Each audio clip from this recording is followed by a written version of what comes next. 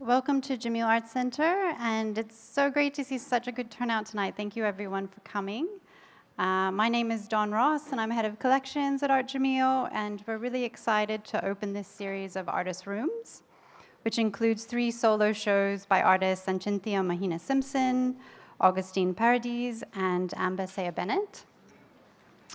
The artist room exhibitions, they're drawn largely from the Art Jameel Collection and are a series of solo exhibitions by artists by artists with particular focus on practitioners from West Asia, South Asia, and Africa. These capsule shows are collaborative and curated in dialogue with the artists, and we're delighted to have 2 of the artists with us here tonight. We have Augustine, who will be speaking first, followed by Amba. And we'll also have Sayal, who will be coming here later in the year. She's coming in October and will be doing a talk and performance at that time. We're also excited to be launching a new series of talks called Artists on Artists that are in association with the artist rooms. This series fosters collaboration and discussion among both local and international artists, building connections and providing a platform for deeper conversations. These discussions will extend beyond the exhibitions and also delve into aspects of the artist's practice that are often not visible. Augustine and Amba will be in discussion with 2 other artists from the Art Jameel Collection. We have Khalid Mezaina and Sarah Almehairi, who's here tonight. Augustine will be speaking with Khalid, and Amba will be in conversation with Sarah. And so just to start, I'll introduce our first 2 speakers. We have Augustine Paredes, who lives and works between Germany and the UAE. He is a Filipino multidisciplinary artist working with photography, painting, installation, and poetry. Through his practice, Augustine questions what it means to desire in the light of migration, identity, and longing. His work has been included in group and solo exhibitions across the UAE, Germany, Philippines, Malaysia, Latvia, Australia, and the United States. He has been commissioned by the Deria Biennale Foundation, Osaka Arts Foundation, Art Dubai, 421, and the Royal Commission of Al-Ula, and has participated in numerous fellowships and residencies. As an author, Augustine has published several art and poetry books, including Conversations at the End of the Universe, Long Night Stands with Lonely, Lonely Boys, Happy to Be Here to Be Happy, The Bitter Taste of Sweetness, and a new book that will be launched tonight, Slow Disco. Khalid Mezaina is an illustrator and textile artist from Dubai. He graduated from the American University of Sharjah in 2006 and from the Rhode Island School of Design in 2018.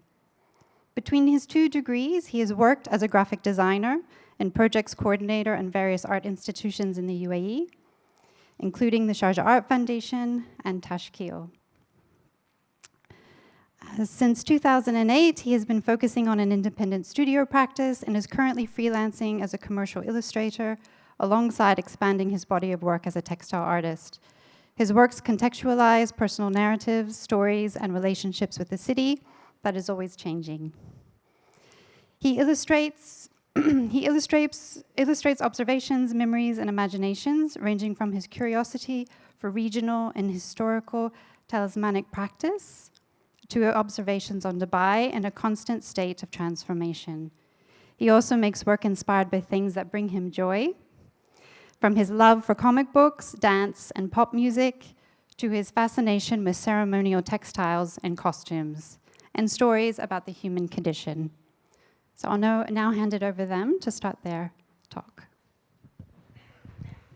Okay, thank you, Dawn, and thank you to everyone that's attending and for the Jameel Art Center to allow for this conversation to happen, and congratulations, Augustine, and all the other artists that are exhibiting today.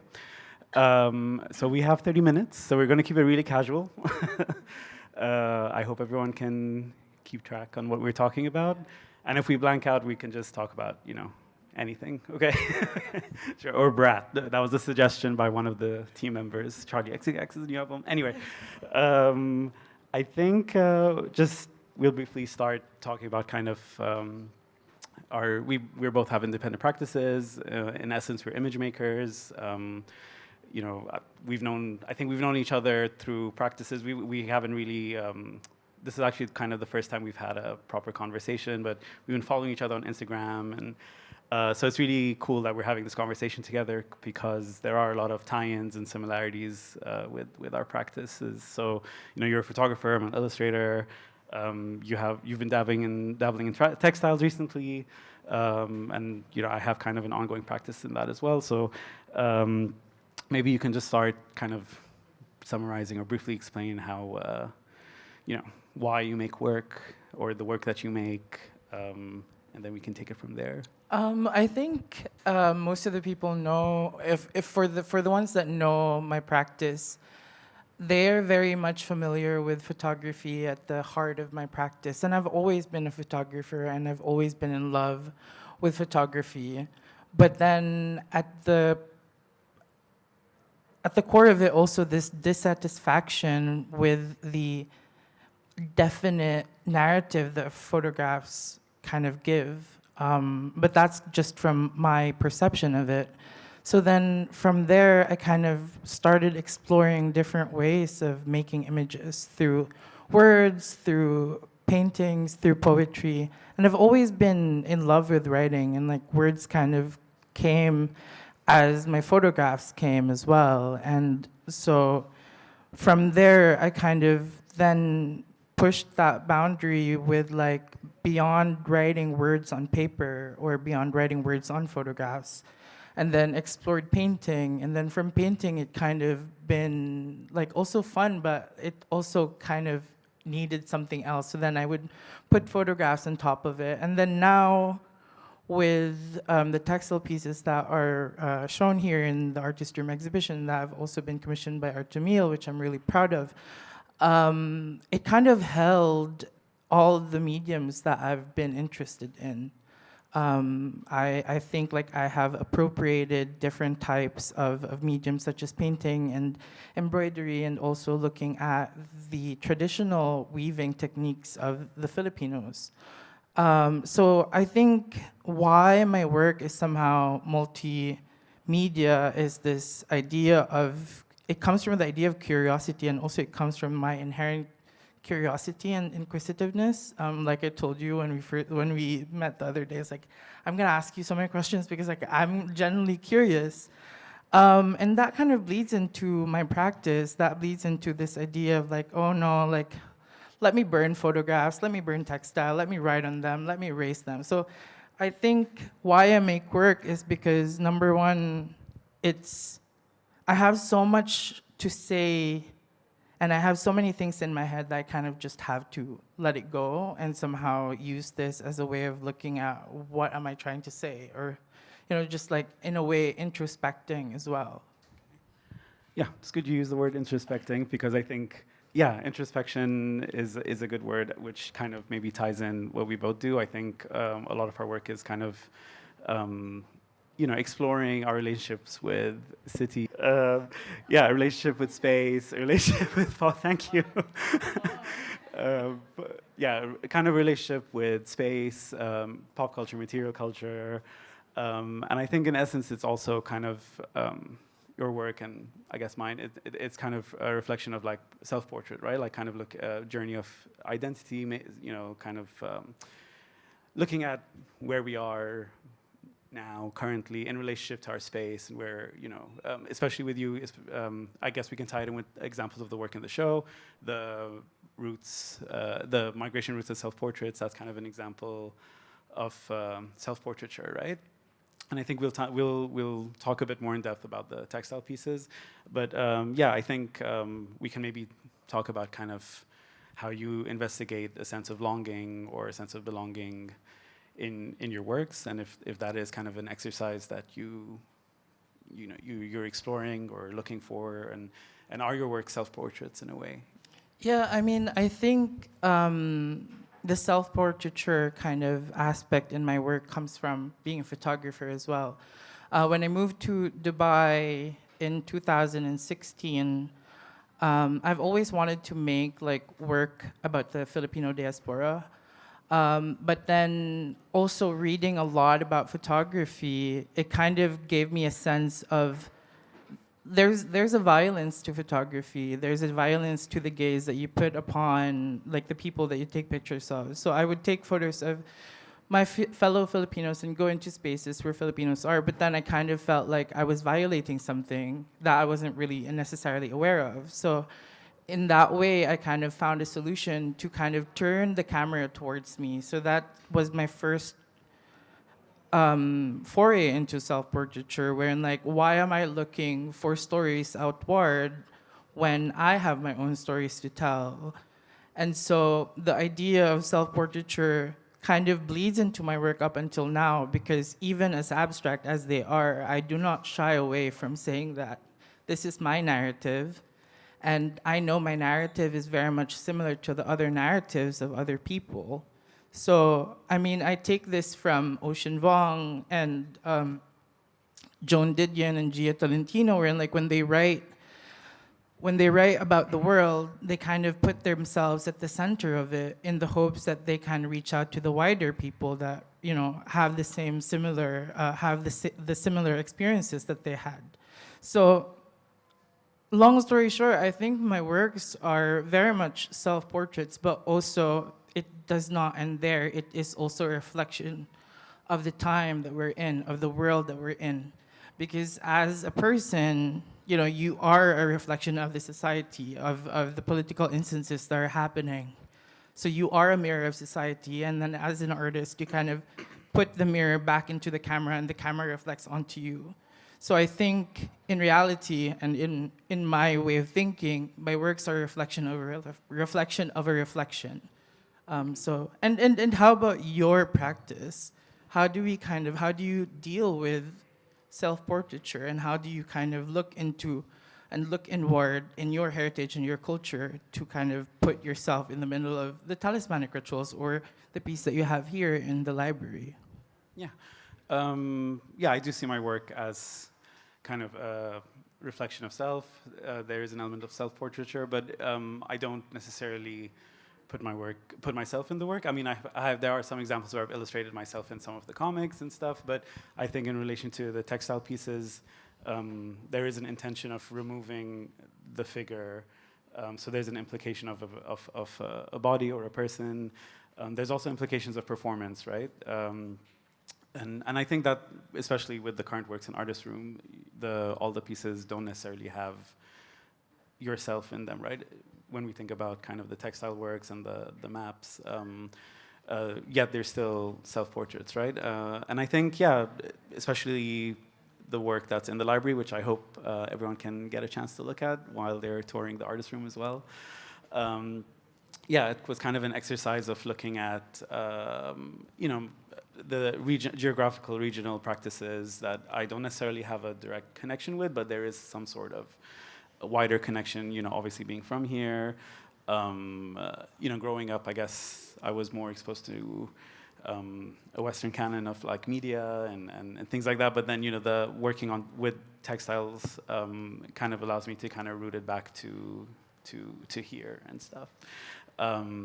I guess we can jump into the textile work. So, which by the way, I really enjoyed the textile works that are in the rooms. They're kind of my favorite works of yours that I've seen so far. They're called Lamentations, right? So, and it's a series of 3 textile pieces that are kind of exhibited side by side. Yeah, so they're, and I think when we were talking earlier, we were talking about how our textile practices allow for like, it becomes a space for rituals. You know, the process becomes a sort of ritual. We've allowed, in both our works, I think we allow kind of the process to feed into the work as well, right? So like we're not really, I mean, there's obviously a lot of intentional, but there's no, like, it's not necessarily a structured process, right? You're also allowing kind of like these burning the fabric and seeing what happens, unraveling things, tearing, and then sewing them back. So I think, yeah, maybe you can kind of elaborate on those, and you know, and why honoring the process, and you know, is this some sort of a process of intimacy? You did mention kind of going back to this thing of longing as well, right? So maybe perhaps you can elaborate on the process, which I found really enjoyable, like hearing you speak about. So please share. For those who have not yet gotten a chance to go to the artist room, in my artist room, there are 3 pieces that are about 160 by 200 centimeters wide pieces. So they're kind of massive. But in hindsight, they're also very light. I think I can tell you more also about the Lamentations aspect of it. Lamentations is a form of expressing grief and sorrow. And I started working on Lamentations, I think around October, shortly, or even before the turmoil that has been happening. And being in Germany, wherein like somehow it's not allowed or it's kind of dangerous to speak about what your political stands are, I kind of returned to my studio and had like a lot of these grief and sorrow within me as a reflection of the current like state of the world, and also being in a country that was supposed to be free, kind of censoring you and like made it more dangerous for artists to kind of show their political stands in their work. So I was kind of writing a lot of poems, and the poems became prayers, and the prayers became words that I would like tear up and like kind of rearrange. So not only that the words and lamentations in the pieces that you'll see are gestural drawings, but they are also kind of a physical manifestation of writing and rewriting poetry and prayers. And so the process of that is that I would try and write on fabric, and fabric as a surface is not really easy to write in, and it's very flowy. It's very hard to write on them. So sometimes I would like resort into stretching them or like testing their tension and testing their capacity as fabric and as surfaces for drawings. Then I would do is like I would stitch them apart and tear them apart and burn them and kind of like keep doing this process up until I would reach a point of the piece itself that would kind of engulf me and hold me. I wanted to be as big as something that could hold me entirely. And also the materials that I've been using, I was very conscious about it, where it came from and how it arrived to me. And how, so most of the chiffon and the organza and the linen and the cotton and the piña kind of reflect this skin tone palette, but they would also come from Southeast Asia or the Philippines or Indonesia. And they would travel to Dubai, and from Dubai I would take them and bring them to Germany, which is a reflection of my own migration route as well. And then while working on this, I've established a ritual where I would stitch on them, I would pray them, I would pray on them, I would put my prayers on top of them, I would lay my body, I would stitch them, and then I would burn them, and this constant idea of like hurting the artwork. I'm sweating so much. Wait, you know what? I'll be your fanboy. Let's do this. It's the sun. No, talk. You're the AC? No. Let's keep it light, okay? It started to become like heavy, and yeah. So then the lamentations, the pieces themselves became bodies. It became like a certain type of body that was reflective of my own, and the burning kind of became like this destruction or this performative self-infliction of pain through the fire, and then I would constantly kind of ask apologies for doing that by hand stitching them. So it became like this overall process of inflicting pain, asking for apologies, praying on them, hugging it, letting it cover me, and then kind of like this constant like stitching and back and forth with the work. And then it used to have like so many layers, and what I would do is that I would extract the layers and then put it onto a different piece, take another piece from that piece and put it onto another, and like put acetone in it, and like let the fire kind of take its course and like treat the fabric as fabric. So it became this very laborious, both physically and emotionally, to create the piece. And it's, as you see, it's massive, and it's like kind of hard to work on it from the wall. So I had to like kneel down as if I would be praying, wish I recorded all those videos, but if you go to my Instagram, there's a video there when like I kind of recorded how I burnt the fabric and like it almost burned the school, my studio, and myself.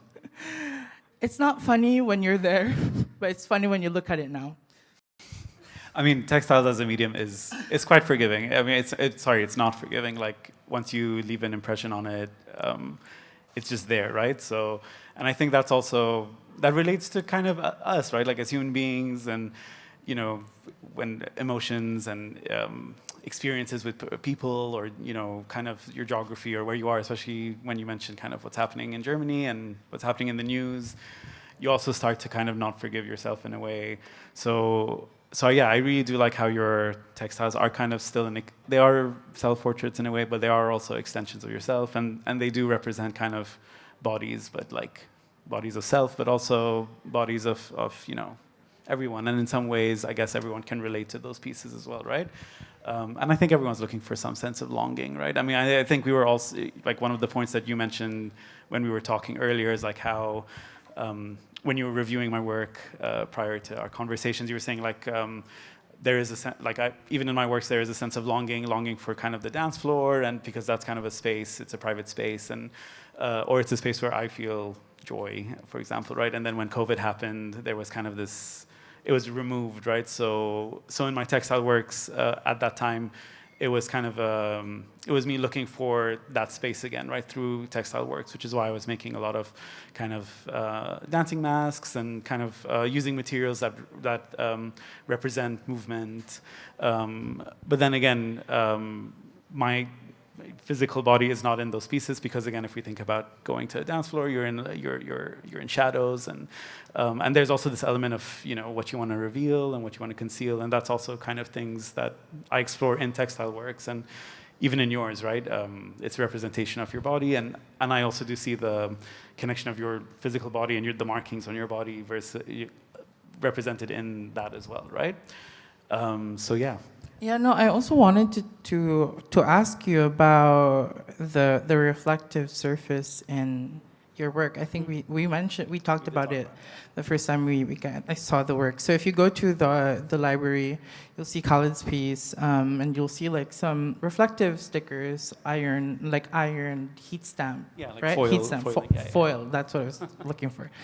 And these reflective surfaces kind of suggest a way of reflection and looking inward, and like allowing the viewer to kind of have that moment of intimacy with themselves by looking at themselves. And like I was wondering if you could talk about this idea of suggesting introspection within these tiny pieces of reflective surfaces in your work. Yeah, for sure. So I mean, in essence, the reflections, or when you were thinking about textiles or talismans, the idea of reflection is kind of a way to repel the evil eye or bad mojo, which is why if you look at kind of like historical 10-minute historical textiles, you see a lot of kind of metals used, like silver or things that are adorning a material, and that's a way to kind of repel some sort of evil eye and stuff. But in essence, yeah, as well, like bring what you said, right? Like when you look at a mirror, you are self-reflecting, or it allows you to look at yourself, right? So are you looking at yourself in that moment, you know, who are you? Are you like a bad person, or are you good? But yeah, the piece in the library, it is heavily rooted in talismans and looking at kind of historical practices in the region, and I guess in the wider, like, you know, Northwest Africa and the Middle East and East Asia.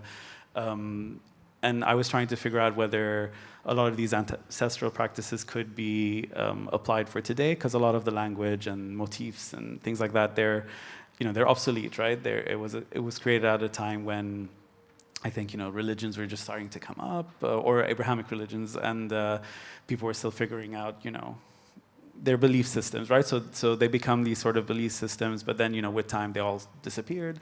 But I personally have a fascination with them. I think they also bring me some sort of calmness, just kind of reading about how people used to practice, and you know, it's probably you know, it's what you believe in, right?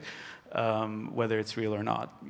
That's for you to for you to decide. So yeah, I think the idea of the reflections, but it also ties in with kind of the silver and metals, and the fringe is kind of silvery, and there's also bells. So if you move the fabric in the library, they make a sound, and that ties in with also kind of how sounds steer away the evil eye or bad mojo. So yeah, I mean, I don't know if I answered the question, but I think, the practice in itself of making that textile it was for like 10 months to a year. Yeah. It was an exercise of introspection, right? So again, kind of relating those talismanic beliefs, or reigniting them in relation to myself, in relation to kind of the space, in relation to the library even, because it was a library commission, right? So how does it relate to kind of that space as well? So yeah, I think that's... Yeah, no, I think I know we have like a few more minutes, but I do want to say about something that we kind of also discussed yesterday, is this idea of suggestion. Because with the piece that you have in the library, there is the bells that don't necessarily ring unless you move them. So there's a suggestion of sound.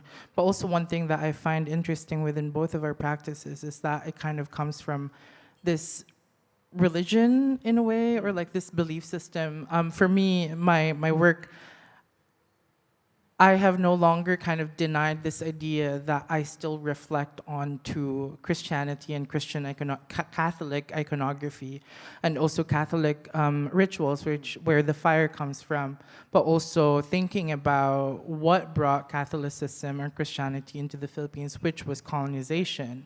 And then alongside of that, they also brought the pineapple, the imported pineapple, onto the Philippines. And then from there, the Filipinos kind of used the pineapple leaves to make fabric, which if you come close to the works, there's a huge part in Lamentations where you see like see-through fabric that you'll see the fibers, and they are made of pineapple leaves. They don't taste like pineapple. I've tasted them. But they burn like very organically with fibers. So yeah, I think like that's something that I hope like also from this talk, and like also for people that are also interested in these kinds of making into like expanding by also trying to look inward, is something that's really important. Like as we unravel our personal histories, we also unravel the histories that come before us. Yeah. No, totally. I think, but in both our works, I think there's this idea of suggestions, right? And not giving too much away to allow kind of viewers to introspect themselves and find meanings and definitions within our works, right? And I think, that play of concealing and revealing. And I also think we're building language, right? Like there's a sort of language, I guess you're building a sort of language in your textile practice. With mine, it's kind of appropriating historical languages or motifs or shapes, and kind of contemporizing them, right? So yeah, I completely agree. We have 5 minutes. I think we can maybe talk about one quick final point, which was I think there's a very prominent photograph in the artist room, which is titled Mother. Okay, so let's talk about, I think in both our works, I think there is this sense of kind of like matriarchal power, right? Like, so, with you, I think it's the power of the mother figure. For me, I think I always mention in my works, it's kind of being raised in a matriarchal family, 3 sisters, a mom. And how that kind of impacts us. And in your work, you do mention that a lot of your experiences always go back to your mom, right? Whether it's migrating, whether it's the good and the bad, right? The challenges and the great things. So maybe let's elaborate. But it's not a literal mother figure, but it's also something divine, right? Like a goddess figure or the divine feminine. So maybe let's end on that. Yeah. So at the heart of the exhibition is this piece called Mother. If you visited my first solo exhibition in Dubai, I call Photo Plus. You'll see, you have seen this figure that's covered in half blue. The photo or the portrait of my mother, her name's Marife. I took it when she came to visit me in 2022, and we kind of, I feel like that was the first time that we kind of had conversations and had interactions as both adults, and kind of seeing each other from a leveled point of view, that, like, I no longer see her as someone that as a mother, but also like as an adult, and she kind of saw me as an adult as well. So it kind of gave me this a renewed relationship to my mother, and I've always kind of honored my mother in the works that I've done. But throughout making the works for Artist Room, which I've been making again for over a year, it also kind of, the idea of the mother not only became something about my own mother, but rather it became like this divine, godlike figure that somehow I've been asking apologies from. It can be seen, or it can be heard in the poem, the obliteration monologue, in front of the mother piece. It is a monologue that kind of centers the character Ma in the piece, and it says at the beginning, "Ma, I'm sorry, I love you," and it kind of, if you listen through it, the whole 6 minutes of it, Ma became something else, became someone else. No longer, she didn't only become my mother, but she became something else. She turned into something else, and that is somehow like seen or heard through another perspective, not only of a child, but also someone that's asking for forgiveness, but also desiring and putting in devotion onto something bigger, into someone bigger. So yeah. I mean, just to add a final point, I think, yeah, you're asking for forgiveness and desire. I think for me, when I think about kind of the women of the house and my family, it's more about, being thankful. And I think, if it, they kind of build this person who I am today, right? So, my appreciation for certain types of music, for, just kind of an appreciation of things that I enjoy nowadays. I think it is always rooted back on what I was absorbing while I was around them when I was young. And I think in some way, textiles was also that thing, right? Like, whether it was going to the souk with my mom, or just, watching like runway shows, or like, looking at the magazines that my sisters were reading, and just understanding that kind of language and that world, right? And I think that by osmosis just naturally it gets absorbed. And I also think in the textile work in the library, because I am Egyptian from my mom's side, my mom's Egyptian, so a lot of kind of the research would always go back to the motherland, right? So ancient Egypt, Tsar, contemporary and like historical, right? So I think there is, like for some reason we always go back. I mean, that's kind of a comic as well about, the three sisters, or that have kind of made me who I am today. But yeah, I think on that note, congratulations again. Thank you. I hope everyone enjoyed the talk. Thank you. If you didn't, sorry. But thank you very much. Thanks. I wanted to ask if any of you guys are inspired by fashion, or like by different pieces of clothing within your work. Yeah. Do the artists want to answer first, or? I mean, I can answer quickly.